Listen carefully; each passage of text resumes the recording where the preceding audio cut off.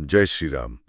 आज आमे पुणी थरे एकाठी होइछे गोस्वामी तुलसीदासंक श्रीरामचरित मानसर एक बहुत रोचक प्रसंग उपरे किछि गभीर कथावार्ता करिबा पई। हाँ नमस्कार। आजिर प्रसंगटी वास्तविक बहुत महत्वपूर्ण। आज आमे देखिबा देवर्षि नारद केमिति शिव आउ पार्वतींक विवाह विषय केमिति कहबी एक अजब भविष्यवाणी करिथिले आउ तापरे कौन सबु हेला। आज्ञा आमर एई जो आलोचना एहार मूल आधार हेउछि श्रीरामचरित मानसर बालकांड। आमे देखिबा दोहा संख्या 167 आउ ता परर चारिटा चौपाई माने 167 1 रु 167 4 जाए। हाँ एई केटा पद भितरे बहुत गभीर कथा अछि। एकदम। तेणु एही आलोचना को पूरा शेष जाई शुणिले जाई एहार पूरा मर्म बुझिहेब। आउ जदि एमिति आध्यात्मिक चर्चा भल लागुथाए ताहले आम चैनल को सब्सक्राइब करबाकू भूलिबेनी। निश्चय। हो तबे आरंभ करिबा। प्रथमे से दोहाटा शुणिबा जाहाकू नै एते कथा। हाँ मु पढ़ुछि।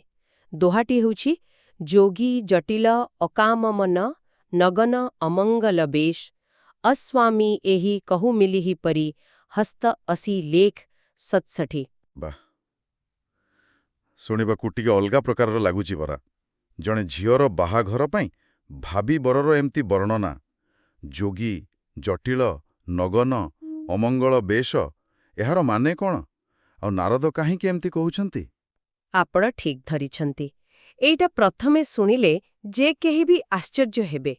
देखंतु देवर्षि नारद एठी भगवान शिवंक कथा कहउचंती किंतु साधारण लोकंक आखिरे से केमिति दिसंती सेइटा कहउछंती। अच्छा। से कहउछंती पार्वतींक जेउ स्वामी हेबे से जोगी माने जोगहे मग्न, जटिल माने जटा रखिचंती, अकाम मन माने मनरे किछि भी कामना बासना नाही पूरा विरक्त, आउ नगन माने दिगंबर देहरे किछि लुगापटा नाही, एवं अमंगल बेश माने तांकर वेशभूषा दुनिया आखिरे मंगलकर नुहे बरं भयंकर, जेमितिकी देहरे भस्म बेकरे साप एसबु। ओहो, साधारणतः जन राजकुमारी पाई तो एमिति बर केही चिंता करंतिनी। तेबे नारद कोन खाली एतिकी कहि चुप रही गले? ना ना, सेठी तो कथा। एमिति वर्णना कला परे परे से पुणी जोर देई कहउचंती असे स्वामी एही कहु मिलिहि परिहस्त असिरेख। अच्छा। माने एई भली स्वामी ही एई झियोकू माने पार्वती को मिलिबे कारण तांकर हातरे सेया लेखा हिछि। एटा तांको भाग्य। हाँ एहा देखाउछि जे भाग्य को केई बदलै पारिबेनी। तुलसीदास एठी बाହାର रूप आ भितरर भाग्य भितरे गोटे बड़ फरक देखाउछंती। बुझिली, एटा बड़ गभीर कथा। हौ ताले एई जो भविष्यवाणी जहा केते अप्रत्याशित थिला एहा पार्वती को घरे किमती प्रभाव पकेला? निश्चय समस्ते अलगा अलगा भाव रेहा को नहीं थिबे ना? एकदम ठीक कहले। से प्रतिक्रिया सबु बहुत नाटकीय थिला और बहुत किछि सिखिबार अछि सेथरु। से विषय रे परवर्ती चौपाई रे कुहा जाइछि। मु पढुछि सेटा। हाँ। सुनि मुनि गिरा सत्य जिय जानी दुख दंपति ही उमा हरसानी नारद हूँ यह भेदु न जाना दशा एक समुझ बिलगाना। देखिले केते सफा सफा लेखा अछि। मुनि नारदंक कथा मुनि गिरा शुणिकी आ मने मने सेटकू सत बोली जाणिकी सत्य जिय जाणी पार्वतींक बापा माँ मने हिमवान आ मैना दंपति ही बहुत दुख कले। दुख हाँ स्वाभाविक कथा। निज सोना झियो पई एमिति गोटे अमंगल बेसवाला नग्न जोगी को बर भाबिले तो दुख लागिबो। निश्चय। किंतु सबुठु आश्चर्यर कथा हैला से गोटिए कथा सुनी उमा माने निजे पार्वती बहुत खुशी हे गले। उमा हर्षाणी। एटा तो बड़ अजब कथा। बापा माँ दुखरे आउ जियो खुशी रे ए जो अलगा अलगा प्रतिक्रिया एटा कौन खाली बाहर रूप को नहीं थिला ना एहा पथरे आउ किछि कारण थिला आउ नारद निजे कौन ए विषय जानी थिले? एइटा ही ए प्रसंगर गोटे मुख्य कथा। चौपाई रे लेखा अच्छे नारदहु यह भेद न जाना माने पार्वती काहीं की खुशी हेले तार प्रकृत कारण भेदु सेतबेले निजे नारद भी बुझी पारि नथिले। ओहो। हाँ एइटा देखौछि जे पार्वतींक खुशीर कारण साधारण नथिला। तांको बापा मांको दुख दुनियाबारी दृष्टिरु थिला। सेमाने बाहर रूप समाज रे इज्जत ସୁଖ ସୁବିଧା କଥା ଭାବୁଥିଲେ। କିନ୍ତୁ ପାର୍ବତୀ ଯିଏ ନିଜେ ଆଦିଶକ୍ତି ଆଉ ପୂର୍ବଜନ୍ମରୁ ହିଁ ଶିବଙ୍କ ସାଥୀ, ସେ ବୋଧହୁଏ ସେ ବାହାର ରୂପ ପଛରେ ଥିବା ଶିବଙ୍କ ଅସଲ ସ୍ୱରୂପ, ତାଙ୍କର ଦୟା, ତାଙ୍କର ମହାନତା ଆଉ ନିଜର ଯୋଉ ଚିରନ୍ତନ ସମ୍ପର୍କ, ସେସବୁକୁ ଅନୁଭବ କରିପାରୁଥିଲେ। ଆଚ୍ଛା। ତେଣୁ ତାଙ୍କ ପାଇଁ ଏଇଟା ଖୁସିର କଥା ଥିଲା। ଏଇଟା ହେଉଛି ଗୋଟେ ସତ କଥାକୁ ଅଲଗା ଅଲଗା ସ୍ତରରେ ବୁଝିବାର ଉଦାହରଣ।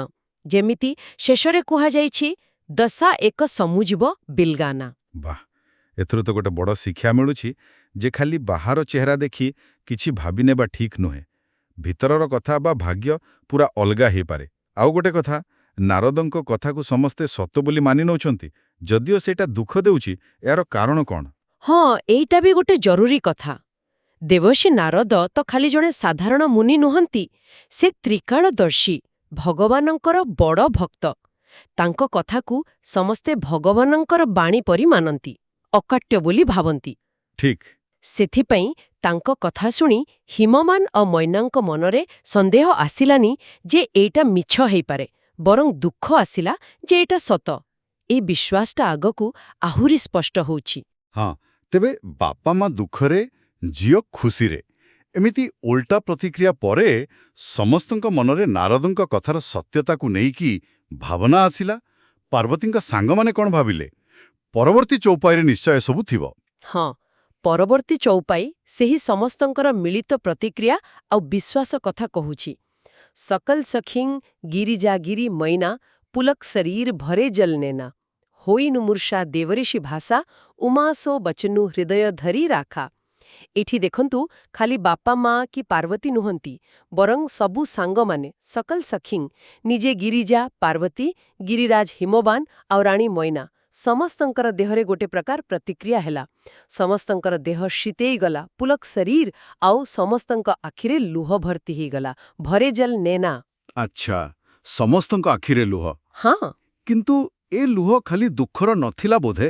ଏଥିରେ ଆଶ୍ଚର୍ଯ୍ୟ ଥିଲା, ଖୁସି ଥିଲା ପାର୍ବତୀଙ୍କ ପାଇଁ, ଚିନ୍ତା ଥିଲା ବାପା ମାଙ୍କ ପାଇଁ, ଆଉ ଭାଗ୍ୟ ଆଗରେ ହାର ମାନିବାର ଭାବ ବି ଥିଲା। ଆଉ ସବୁଠୁ ବଡ଼ କଥା ହେଲା, ସମସ୍ତଙ୍କ ମନରେ ଏଇ କଥାଟା ପକ୍କା ହେଇଗଲା ଯେ ଦେବର୍ଷି ନାରଦଙ୍କର କଥା କେବେ ବି ମିଛ ହେବନି। ହୋଇନୁ ମୂର୍ଷା ଦେବର୍ଷି ଭାଷା। ଆଉ ପାର୍ବତୀ, ସେ କ'ଣ କଲେ ଏତେ ସବୁ ଭିତରେ? ଚୌପାଇର ଶେଷ ପଦ କହୁଛି, ଉମା ସୋ ବଚନୋ ହୃଦୟ ଧରି ରାଠା। ମାନେ ଉମା ପାର୍ବତୀ ସେଇ କଥାଟାକୁ, ସେଇ ଭବିଷ୍ୟବାଣୀକୁ ନିଜ ହୃଦୟରେ ପୁରା ଗଭୀର ଭାବରେ ସାଇତି ରଖିଲେ। ଏଇଟା ଖାଲି ଶୁଣିବା ନୁହେଁ, ଏଇଟା ସେଇ ସତକୁ ନିଜର କରିନେବା। ବୁଝିଲି। ତାହେଲେ ଦୁଃଖ ହଉ କି ଖୁସି, ସମସ୍ତେ ମାନିଲେ ଯେ ଭବିଷ୍ୟବାଣୀଟା ସତ। ଏହାପରେ ପାର୍ବତୀଙ୍କ ମନ ଭିତରେ କ'ଣ ଚାଲିଥିଲା? ଯେତେବେଳେ ଜଣେ ଜାଣେ ଯେ ତା ଭାଗ୍ୟ ଏମିତି ଜଣେ ଅସାଧାରଣ ଲୋକ ସାଙ୍ଗେ ଯୋଡ଼ା, ତା ମନରେ କେମିତି ଭାବନା ଆସେ? ଏହାର ବହୁତ ସୁନ୍ଦର ଆଉ ମନ ଭିତରର କଥା ପରବର୍ତ୍ତୀ ଚୌପାଇରେ ଅଛି। ଏଇଟା ପାର୍ବତୀଙ୍କ ମନର ଦ୍ୱନ୍ଦ୍ୱ ଆଉ ଭାବନାକୁ ଦେଖାଉଛି। ଉପଜେ ଆଉ ଶିବପଦ କମଲ ସନେହୁ ମିଲନ କଠିନ ମନ ଭା ସନ୍ଦେହୁ ଜାନେ କୁ ଅପ୍ସରୁ ପ୍ରୀତି ଦୁରାଇ ସଖୀ ଉଛଂ ବୈଠି ପୁନି ଯାଇ। ଯେତେବେଳେ ପାର୍ବତୀ ନାରଦଙ୍କ କଥାକୁ ମନ ଭିତରେ ରଖିଲେ, ତାଙ୍କ ମନରେ ଆପେ ଆପେ ଭଗବାନ ଶିବଙ୍କ ପାଦପଦ୍ମ ପାଇଁ ଗଭୀର ସ୍ନେହ, ଭଲ ପାଇବା ଜାଗି ଉଠିଲା। ଉପଜେଉ ଶିବପଦ କମଲ ସନେହୁ। ଏଇଟା ତ ସ୍ୱାଭାବିକ ଥିଲା, କାରଣ ସେ ନିଜେ ତ ଶକ୍ତି ସ୍ୱରୂପା। ହଁ, ଠିକ୍। କିନ୍ତୁ ଠିକ୍ ତା ପର ମୁହୂର୍ତ୍ତରେ ମନକୁ ବାସ୍ତବ କଥା ବି ଆସିଲା। ସେ ଭାବିଲେ ଯେ ଭଗବାନ ଶିବଙ୍କୁ ପାଇବା, ତାଙ୍କ ସହ ମିଶିବା ତ ବହୁତ କଷ୍ଟ, ମିଲନ କଠିନ। ଶିବ ହେଲେ ମହାଯୋଗୀ, ଦୁନିଆରୁ ଦୂରରେ। ତାଙ୍କୁ ଖୁସି କରିବା କି ସ୍ୱାମୀ ରୂପେ ପାଇବା ସହଜ କଥା ନୁହେଁ। ଏଇ କଷ୍ଟ କଥା ଭାବିକି ତାଙ୍କ ମନରେ ସନ୍ଦେହ ବି ଆସିଲା, ଦ୍ୱିଧା ବି ଆସିଲା, ମନଭା ସନ୍ଦେହୁ। ବାଃ, ଏଇକା ବହୁତ ସତ ଲାଗୁଛି। ଗୋଟେ ପଟେ ଭାଗ୍ୟକୁ ମାନିବା ଆଉ ମନର ଭଲ ପାଇବା, ଆରପଟେ ରାସ୍ତାର କଷ୍ଟ ଦେଖି ସନ୍ଦେହ ଆଉ ଟିକେ ଡର ବି ବୋଧେ। ଏଇ ଦ୍ୱନ୍ଦ୍ୱ ଭିତରେ ସେ କ'ଣ କଲେ? ସେ ବହୁତ ବୁଝିବାର କାମ କଲେ। ସେ ଜାଣିପାରିଲେ ଯେ ଏଇ ସମୟଟା ବା ପରିସ୍ଥିତି କୁଅବସରୁ, ଏଇ ଯୋଉ ନୂଆ ନୂଆ ଭଲ ପାଇବା ଆଉ ସନ୍ଦେହ ମନରେ ଆସିଛି, ସେଟାକୁ ବାହାରେ ଦେଖେଇବା ଠିକ୍ ହେବନି। ବାପା ମା ଆଗରୁ ଦୁଃଖରେ ଅଛନ୍ତି, ମାହୋଲ ପୁରା ଗମ୍ଭୀର।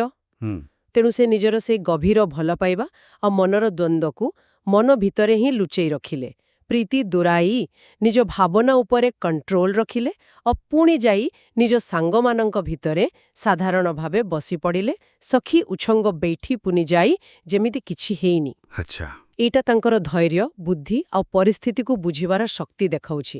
ପ୍ରକୃତରେ ୟା ଖାଲି ଗପ ନୁହେଁ, ଏଥିରେ ମଣିଷ ମନର କଥା ଆଉ ଆଧ୍ୟାତ୍ମିକ ସତ୍ୟର କେତେ ସୁନ୍ଦର ମେଳ ଅଛି। ଏଠୁ ଆଉ ଗୋଟେ ଶିକ୍ଷା ବି ମିଳୁଛି ବୋଧେ। ଯେତେବେଳେ ଆମେ କୌଣସି ବଡ଼ ଲକ୍ଷ୍ୟ ପାଇଁ ବାହାରୁ, ଭଲ ପାଇବା ସାଙ୍ଗକୁ ସନ୍ଦେହ ଆଉ ବାଧାବିଘ୍ନର ଚିନ୍ତା ଆସିବା ସ୍ୱାଭାବିକ, କିନ୍ତୁ ଧୈର୍ଯ୍ୟ ଧରିବା ଆଉ ଠିକ୍ ସମୟକୁ ଅପେକ୍ଷା କରିବା ଜରୁରୀ ନା? ନିଶ୍ଚିତ ଭାବରେ ଏଇ ଯୋଉ ମନ ଭିତରର ଦ୍ୱନ୍ଦ୍ୱ, ଏଇଟା ହିଁ ପାର୍ବତୀଙ୍କୁ ଆଗକୁ କଠିନ ତପସ୍ୟା କରିବା ପାଇଁ ପ୍ରେରଣା ଦେବ। କିନ୍ତୁ ସେ କଥା ପରେ ଆସିବ। ଏବେ ଦେଖିବା, ପାର୍ବତୀ ତ ନିଜ କଥା ଲୁଚେଇଲେ, କିନ୍ତୁ ତାଙ୍କ ବାପା ମା ଯେଉଁମାନେ ଏତେ ଚିନ୍ତାରେ ଥିଲେ, ସେମାନେ କ'ଣ କଲେ? ଖାଲି ଚିନ୍ତା କରି ରହିଗଲେ? ହଁ, ସେଇଟା ଜାଣିବା କଥା। ସେମାନେ ନିଶ୍ଚୟ କିଛି ବାଟ ଖୋଜିଥିବେ। ଆଜି ପାଇଁ ଆମର ଶେଷ ଚଉପାଇଟା ବୋଧେ ସେଇ କଥା କହିବ। ଏକଦମ। ଶେଷ ଚୌପାଇଟା ସେଇ ପରିବାରର ପରବର୍ତ୍ତୀ ପଦକ୍ଷେପ କଥା କହୁଛେ।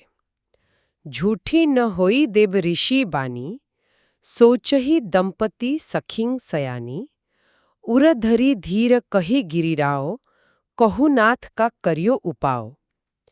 ଏଇ ଚୌପାଇ ପୁରା ସ୍ପଷ୍ଟ କରିଦଉଛି ଯେ ବାପା ମା ମାନେ ହିମବାନ ଓ ମୈନା ଦମ୍ପତି ଆଉ ତାଙ୍କର ଯୋ ବୁଦ୍ଧିମତୀ ସାଙ୍ଗ ବା ପରାମର୍ଶଦାତା ଥିଲେ ସଖିଂ ସୟାନୀ, ସେମାନେ ସମସ୍ତେ ଏ ବିଷୟରେ ବହୁତ ଗଭୀର ଭାବରେ ଚିନ୍ତା କଲେ। ସୋଚହି ସେମାନଙ୍କ ମନରେ ଏକଥା ପୁରା ସ୍ପଷ୍ଟ ଥିଲା ଆଉ ସେମାନେ ସେୟା ହିଁ ଭାବୁଥିଲେ ଯେ ଦେବର୍ଷି ନାରଦଙ୍କ କଥା କେବେ ବି ମିଛ ହେବନି, ଝୁଠି ନ ହୋଇ ଦେବ ଋଷି ବାନି।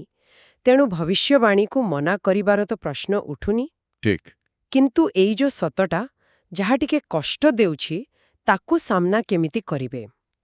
ବହୁତ ଚିନ୍ତା କଲା ପରେ, ମନରେ ଧୈର୍ଯ୍ୟ ଧରି, ଓର ଧରି ଧୀର, ଶେଷରେ ନିଜେ ଗିରିରାଜ ହିମବାନ ବହୁତ ନମ୍ର ଭାବରେ ନାରଦ ମୁନିଙ୍କୁ ହାତ ଯୋଡ଼ି ପଚାରିଲେ। କ'ଣ ପଚାରିଲେ? ସେ ପଚାରିଲେ, ହେ ନାଥ, ଆପଣ ତ ଭବିଷ୍ୟତ କହିଦେଲେ ଆଉ ଆମେ ସେଟାକୁ ସତ ବୋଲି ମାନୁଛୁ, କିନ୍ତୁ ଦୟାକରି ଏବେ କୁହନ୍ତୁ, ଏ ପରିସ୍ଥିତିରେ ଆମେ କ'ଣ କରିବୁ?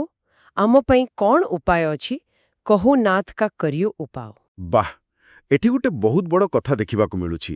ସେମାନେ ଖାଲି ଭାଗ୍ୟକୁ ଦୋଷ ଦେଇ ଚୁପ୍ ବସି ଯାଇନାହାନ୍ତି, ସମାଧାନ ଖୋଜୁଛନ୍ତି। ହଁ ଆଜ୍ଞା। ସେମାନେ ଭାଗ୍ୟକୁ ମାନିଲେ, ଭବିଷ୍ୟବାଣୀକୁ ସତ୍ୟ ବୋଲି ଧରିଲେ, କିନ୍ତୁ ହାତ ବାନ୍ଧି ବସି ରହିଲେନି। ବରଂ ସେହି ସମସ୍ୟାର ସମାଧାନ ପାଇଁ ସେହି ଲୋକଙ୍କୁ ଯାଇ ପଚାରିଲେ ଯିଏ ଏ କଥା କହିଥିଲେ। ଏଇଟା ହେଲା ବିଶ୍ୱାସ ଆଉ ନିଜ ଚେଷ୍ଟାର ଗୋଟେ ସୁନ୍ଦର ମିଶ୍ରଣ। ଏକଦମ ସଠିକ୍ କହିଲେ। ଏଇଟା ଦେଖଉଛି ଯେ ଭାଗ୍ୟକୁ ମାନିବା ମାନେ ନୁହେଁ ଯେ କିଛି ନ କରିବା, ବରଂ ସେଇ ପରିସ୍ଥିତିରେ ନିଜର କ'ଣ କର୍ତ୍ତବ୍ୟ ସେଇଟା ଜାଣିବା ଆଉ ସେଇ ଅନୁସାରେ କାମ କରିବା। ହିମବାନଙ୍କର ଏହି ପ୍ରଶ୍ନଟା ହିଁ କାହାଣୀକୁ ଆଗକୁ ବଢ଼େବାର ବାଟ ଦେଖଉଛି। ଆଉ ଏଥିପାଇଁ ହିଁ ନାରଦ ଆଗକୁ ପାର୍ବତୀଙ୍କୁ ତପସ୍ୟା କରିବାକୁ କହିବେ। ଠିକ୍ ଅଛି। ଆଜିର ଏହି ଆଲୋଚନା ବାସ୍ତବରେ ବହୁତ ଗଭୀର ଥିଲା ଆଉ ଅନେକ ନୂଆ କଥା ଜାଣିବାକୁ ମିଳିଲା। ଚାଲନ୍ତୁ, ଶେଷ କରିବା ଆଗରୁ ଆଜି ଆମେ ଯେଉଁ ପଦଗୁଡ଼ିକ ଦେଖିଲେ, ସେଥିରୁ ମୁଖ୍ୟ କ'ଣ କ'ଣ କଥା ବା ଶିକ୍ଷା ମିଳିଲା ତାକୁ ଟିକେ ମନେ ପକାଇଦେବା। ହଁ, ନିଶ୍ଚୟ। ଆଜିର ଆଲୋଚନାରୁ ମୁଖ୍ୟତଃ କେତେଟା କଥା ସାମ୍ନାକୁ ଆସୁଛି। ପ୍ରଥମ କଥା ହେଲା ବାହାରର ଚେହେରା ଆଉ ଭିତରର ସତ ବା ଭାଗ୍ୟ ଭିତରେ ଯୋଉ ଫରକ। ହଁ, ଯେମିତି ଶିବଙ୍କର ମନଟା। ହଁ, ନାରଦ ଯେମିତି ଶିବଙ୍କୁ ବର୍ଣ୍ଣନା କଲେ ସେଇଟା ଦୁନିଆ ଆଖିରେ ଅମଙ୍ଗଳକର, କିନ୍ତୁ ସେଇଟା ହିଁ ପାର୍ବତୀଙ୍କ ପାଇଁ ସବୁଠୁ ବଡ଼ ମଙ୍ଗଳ ଥିଲା। ଦ୍ୱିତୀୟ କଥା ହେଲା ଗୋଟିଏ ସତ୍ୟକୁ ଅଲଗା ଅଲଗା ଲୋକ ନିଜ ନିଜ ବୁଝିବା ଶକ୍ତି ଆଉ ମନର ଅବସ୍ଥା ଅନୁସାରେ କେମିତି ଅଲଗା ଭାବରେ ଗ୍ରହଣ କରନ୍ତି। ଯେମିତି ବାପା ମାଙ୍କର ଦୁଃଖ ଆଉ ପାର୍ବତୀଙ୍କର ଖୁସି। ଏକଦମ। ଆଉ ତୃତୀୟ କଥା ହେଲା ଦେବବାଣୀ ବା ଗୁରୁଙ୍କର କଥା ଉପରେ ଅଟଳ ବିଶ୍ୱାସ। ସମସ୍ତେ ନାରଦଙ୍କର କଥାକୁ ସତ ବୋଲି ମାନିନେଲେ, ଯଦିଓ ସେଇଟା ସହଜ ନଥିଲା। ଚତୁର୍ଥରେ ପାର୍ବତୀଙ୍କ ଚରିତ୍ର ଭିତରେ ଆମେ ଦେଖିଲେ ଭଲ ପାଇବା, ସନ୍ଦେହ ଆଉ ନିଜକୁ ସମ୍ଭାଳିବାର କେତେ ସୁନ୍ଦର ମିଶ୍ରଣ। ହଁ। ଆଉ ଶେଷରେ ଭାଗ୍ୟକୁ ମାନିବା ସାଙ୍ଗେ ସାଙ୍ଗେ ସମାଧାନ ପାଇଁ ଚେଷ୍ଟା କରିବାର ମହତ୍ତ୍ୱ, ଯାହା ହିମବାନଙ୍କ ପ୍ରଶ୍ନରୁ ଜଣାପଡ଼ିଲା। ବହୁତ ସୁନ୍ଦର ଭାବରେ ଆପଣ ସବୁ କଥାକୁ ଏକାଠି କହିଦେଲେ। ଏହି ସବୁ କଥା ଆମକୁ ଖାଲି ଏଇ ପ୍ରସଙ୍ଗ ବୁଝିବାରେ ସାହାଯ୍ୟ କରେନି, ବରଂ ନିଜ ଜୀବନରେ ବି ଅନେକ ପରିସ୍ଥିତିକୁ ଅଲଗା ଆଖିରେ ଦେଖିବାକୁ ପ୍ରେରଣା ଦିଏ। ନିଶ୍ଚୟ ଏ ଯୋଉ ଦିବ୍ୟ କାହାଣୀ ଏହାର ପ୍ରତ୍ୟେକ ପଦ ପ୍ରତ୍ୟେକ ଶବ୍ଦ ଭିତରେ ବହୁତ ଗଭୀର କଥା ଲୁଚି ରହିଛି। ଏଇଟା ବାସ୍ତବରେ ଭାଗ୍ୟ, କର୍ମ, ଦୃଷ୍ଟିକୋଣ, ବିଶ୍ୱାସ ଆଉ ମଣିଷ ମନର ଜଟିଳତା ବିଷୟରେ ଭାବିବାକୁ ବାଧ୍ୟ କରେ। ହଁ, ଆଉ ଏଠି ଗୋଟେ କଥା ମନକୁ ଆସୁଛି ଯାହା ଶ୍ରୋତାମାନେ ନିଜ ସାଙ୍ଗରେ ନେଇ ଭାବିପାରିବେ। ଆମେ ଆମର ପ୍ରତିଦିନ ଜୀବନରେ କେତେଥର କୌଣସି ଲୋକ ବା ଜିନିଷ ବା ପରିସ୍ଥିତିର ଖାଲି ବାହାର ରୂପ ବା ପ୍ରଥମ ଦେଖାରେ ଏତେ ପ୍ରଭାବିତ ହେଇଯାଉ ଯେ ଆମେ ତା ପଛରେ ଥିବା ଗଭୀର ସତ୍ୟ, ସମ୍ଭାବନା ବା ପ୍ରକୃତ ମୂଲ୍ୟକୁ ଦେଖିପାରୁନୁ। ଭଲ ପ୍ରଶ୍ନଟିଏ। ଠିକ୍ ଯେମିତି ନାରଦଙ୍କଠୁ ଶିବଙ୍କର ବର୍ଣ୍ଣନା ଶୁଣି ବାପା ମାଙ୍କର ପ୍ରଥମେ ଯୋଉ ପ୍ରତିକ୍ରିୟା ହେଇଥିଲା, କ'ଣ ବାହାରର ଆବରଣ ଅନେକ ସମୟ ଆମକୁ ଅସଲ ସତ୍ୟ ଜାଣିବାରୁ ଦୂରେଇ ଦଉନି କି? ନିଶ୍ଚୟ ଏଇଟା ଗଭୀର ଭାବେ ଚିନ୍ତା କରିବା କଥା ଆଉ ଆମ ସମସ୍ତଙ୍କ ପାଇଁ ଜରୁରୀ। ଆଶା କରୁଛୁ ଆଜିର ଏ ଆଲୋଚନା ଶ୍ରୋତାମାନଙ୍କୁ ଜ୍ଞାନପ୍ରଦ ଲାଗିଥିବ ଆଉ ସେମାନଙ୍କୁ କିଛି ନୂଆ ଭାବିବାର ଖୋରାକ ଦେଇଥିବ। ଯଦି ଏ ପ୍ରୟାସ ଭଲ ଲାଗିଥାଏ ତେବେ ଦୟାକରି ଏହାକୁ ଲାଇକ୍ କରନ୍ତୁ ଆଉ ଅନ୍ୟ ଶ୍ରଦ୍ଧାଳୁ ବନ୍ଧୁମାନଙ୍କ ସହ ସେୟାର କରନ୍ତୁ। ଭଗବାନ ଶ୍ରୀରାମଙ୍କ କୃପା ଆମ ସମସ୍ତଙ୍କ ଉପରେ ସବୁବେଳେ ରହୁ। ଆମିନ୍। ଆପଣଙ୍କ ମତାମତ ଆମ ପାଇଁ ବହୁତ ମୂଲ୍ୟବାନ। ଦୟାକରି ତଳେ କମେଣ୍ଟ ବକ୍ସରେ ଜୟ ଶ୍ରୀରାମ ଲେଖି ନିଜର ଅନୁଭୂତି ବା ମତାମତ ଜଣାନ୍ତୁ। ଆମର ପରବର୍ତ୍ତୀ ଆଲୋଚନା ପାଇଁ ଅପେକ୍ଷା କରନ୍ତୁ। ସେଥିରେ ଆମେ ବୋଧୁରେ ଦେଖିବା ନାରଦ ମୁନି ହିମବାନଙ୍କୁ କ'ଣ ଉପାୟ କହିଲେ, କିମ୍ବା ଶ୍ରୀରାମଚରିତ ମାନସର ଆଉ କୌଣସି ଗଭୀର ପ୍ରସଙ୍ଗ ନେଇ ଆସିବୁ। ଆଜି ପାଇଁ ଏତିକି। ଧନ୍ୟବାଦ। ଶୁଣିଥିବାରୁ ସମସ୍ତଙ୍କୁ ବହୁତ ବହୁତ ଧନ୍ୟବାଦ। ଜୟ ଶ୍ରୀରାମ। ଆପଣ ଶୁଣୁଛନ୍ତି ରେଡିଓ ତୋଷାଳୀ, ଆମ ମାଟିର ସ୍ୱର।